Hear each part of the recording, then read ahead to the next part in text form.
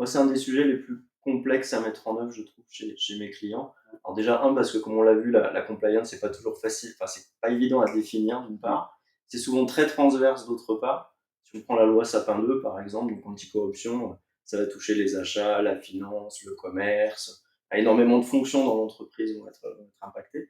Donc, du fait de cette transversalité et de cette difficulté à définir exactement ce que c'est, bah, en découle une certaine difficulté à définir une gouvernance adaptée.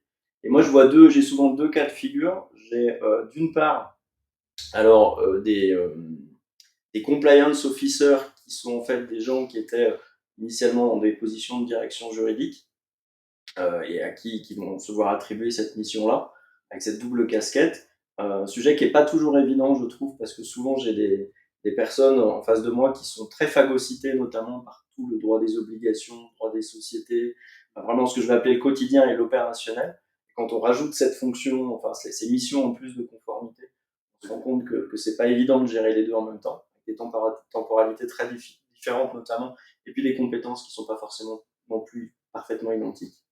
Et puis un deuxième sujet de gouvernance que je trouve ensemble, c'est plutôt quelque chose que j'observe dans les petites structures, cette organisation-là. Et dans les grandes structures, on a une autre difficulté en matière de gouvernance, c'est qu'au contraire, on a pas mal de gens qui font de la compliance. Donc vous allez avoir par exemple des gens qui vont être au contrôle interne, des gens qui vont être à l'audit interne, des gens qui vont être à la gestion des risques, qui peuvent être des fonctions individuellement identifiées dans une entreprise, qui vont d'une manière ou d'une autre à un moment traiter cette problématique-là. Par exemple, je vais avoir un gestionnaire de risque qui a l'habitude de faire des cartographies de risque. Et à un moment, il va devoir faire une cartographie des risques de corruption, potentiellement, ou intervenir sur cette thématique-là. Et donc là, va se poser vraiment le problème de la coordination entre ces différentes fonctions, qui est pas toujours évident. Et d'ailleurs, c'est l'affaire Crédit